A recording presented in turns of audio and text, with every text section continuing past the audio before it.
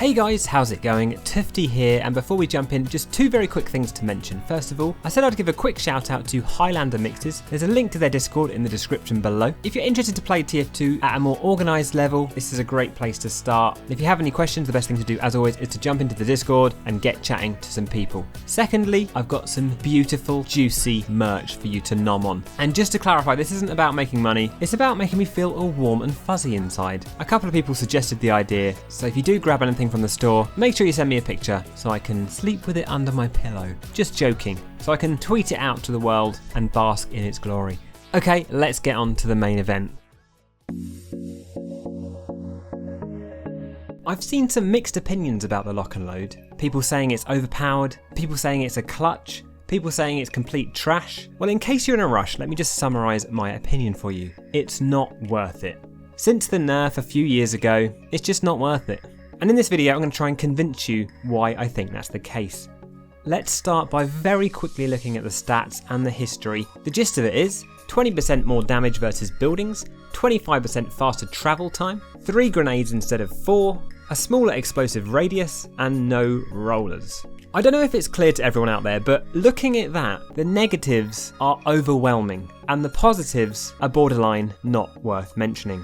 A good way to find out if something's blatantly overpowered is to check if it's banned in any of the competitive tournaments. Taking a quick look, I noticed that it was banned in UGC 4v4, but not in any other tournament. A little bit strange that that's the case. And finally, just a tiny bit about the history. So when it first came out, it used to have plus 10% damage and 2 shots, and then it got buffed so it did plus 20% and had 3 shots, which was ridiculous and allowed you to one-shot 125 HP classes. And then, more recently, it got nerfed down to what we're seeing today, and now you pretty much don't see it anywhere in pubs or in competitive TF2.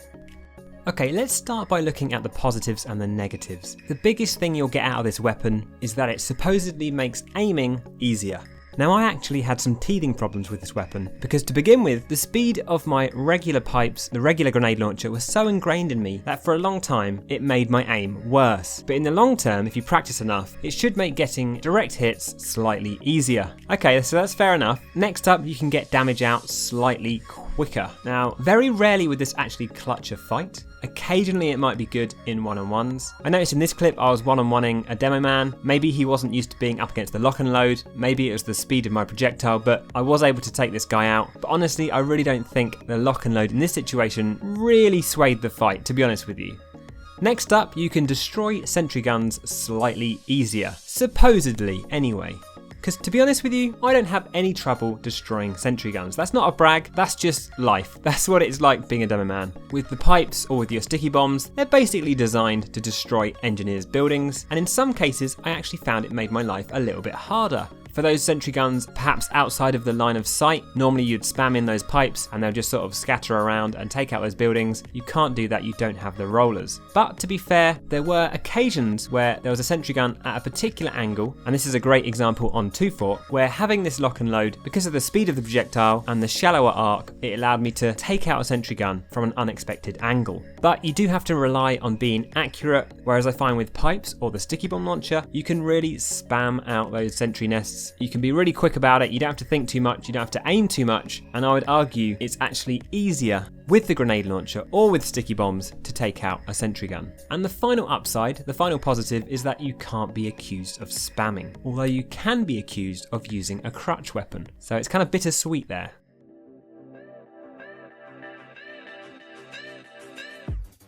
Okay, so let's look at the negative attributes, and then I'll finally sum up with my overall feelings. 3 grenades rather than 4. Jesus Christ, that's horrific. You have just removed a quarter of the potential damage out of one of your primary weapons. And if you're playing as a hybrid demo knight or with the sticky jumper, you've literally removed a quarter of your ranged damage. That's messed up. Okay, so next up, less explosion radius. Some people may dismiss this and go, you know, you're getting direct hits anyway, it's no big deal. But in reality, the most enjoyable parts of Demo Man, I find, are when the enemies are clustered together and you get a direct hit and you see all those juicy damage numbers flying in the air. To be fair, it's not the biggest deal ever, but it does make a difference. And this reduction is even more than the Iron Bomber, so that's worth bearing in mind. Next up, no rollers. Jesus Christ, this weapon is brutally harsh. Such a vital part of the Demoman's gameplay. Area denial and control, spamming sentry nests as we talked about before, spamming choke points, shooting things outside of line of sight, just general spam, and of course shooting grenades off of a surface to get them round a corner. Rollers are such an important utility for the Demoman. Taking them away is a big deal. It's messed up. Okay, so let me next talk about some of my feelings, some of my main points that I wanted to get across today. And then we're going to end the episode with a few tips and a quick thought about how this weapon could be changed to revive it. So I was trying to think it through, right? Is this weapon ever worth using? If you're a bot and you can hit 100% of your pipes, then it's clearly not worth using because you've just lost 100 damage or thereabouts. So if you're good at hitting pipes, or if you're just reasonably competent at hitting pipes, then it's just not worth it. Which is the weirdest thing for me, because this weapon I think should reward people for hitting direct hits, because it is a difficult thing to do, and this gun is all about hitting direct hits, and yet you're going to be worse off if you actually hit a full clip of pipes directly on enemies. You're going to be worse off. If you hit 0 pipes, if you're terrible with getting direct hits, then again, it's just not worth it. You're not getting that splash damage off the rollers. You can't even like spam chokes or anything like that. So again, it's not worth it. But you know, no one hits nothing. So where this becomes useful is if you're someone who very much struggles with hitting direct hits, and after a bit of practice, you find that using this weapon significantly improves your aim to a point that you're actually hitting way more pipes way more often. So if you're someone who may normally hit, say, 1 of 8 pipes, and then you switch to this weapon, and then suddenly you're hitting, 6 of 8 pipes, then yes, I think in that case, it could be worth using. Although still, all those downsides we talked about earlier makes it, a close call to say the least. But yeah, if this weapon helps you hit 2 pipes instead of 1, then maybe it's worth it. It relies entirely and purely on making you hit more pipes, which for me, it didn't. And so in that case, it was completely pointless. I think I gave this a long enough go. I spent several days with it and felt myself getting gradually better, but still I never kind of reached the point where I was like, wow, I'm hitting way more direct hits. In the end, I probably got to the point where I was hitting kind of an equal amount.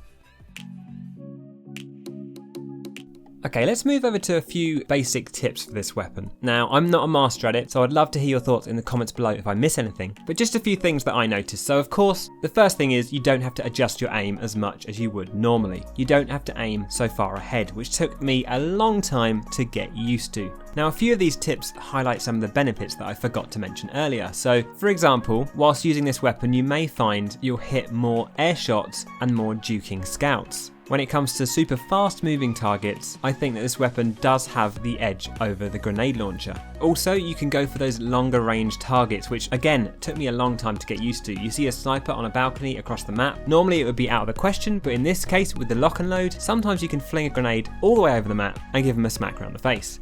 Another tip, if you're having trouble with pyros, you may find that this messes up their reflect timings. And in the same way you would normally with the grenade launcher, don't be too afraid to kind of pre-fire at chokes at areas where you think the enemy are coming from. It seems weird, it's probably going to hit a wall, but occasionally you get that direct hit, so it's worth kind of spamming in the same way you would with the grenade launcher. I also tried it with various different weapons, for example as a hybrid knight or alongside the sticky bomb launcher or quickie bomb launcher. For me personally, I found it worked quite well with a sticky bomb launcher of some kind, so you can use the sticky bomb launcher as a primary weapon and use the Loch-n-Load to finish enemies off very quickly, and potentially that extra accuracy may just get those enemies who are trying to run away or what have you.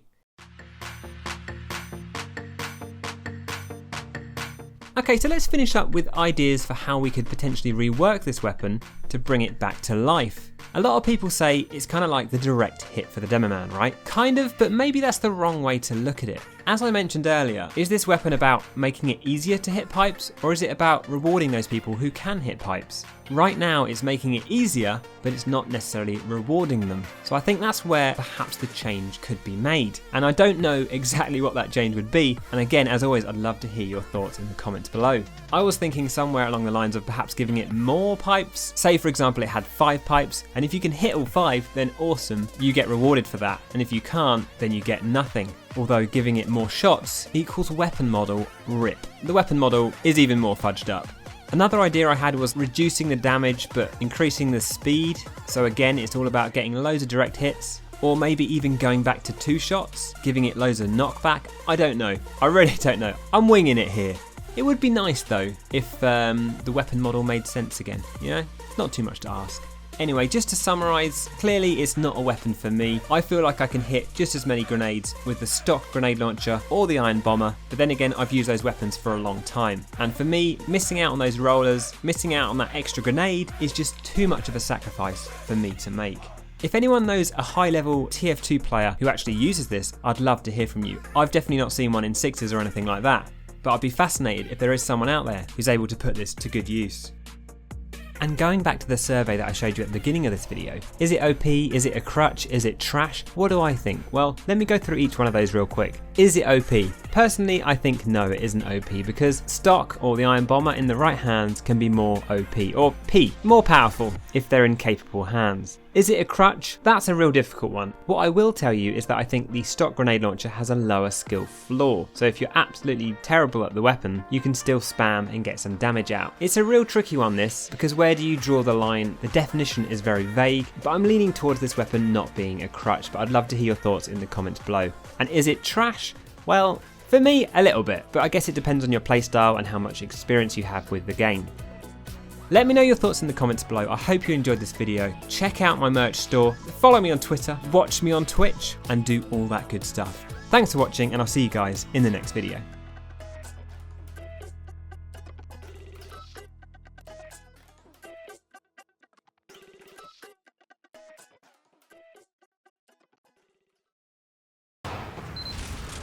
Mission ends in 30 seconds.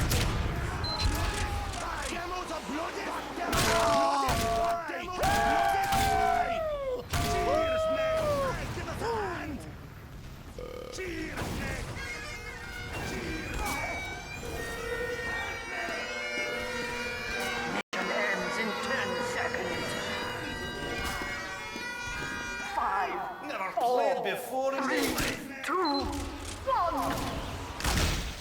You failed. Alert.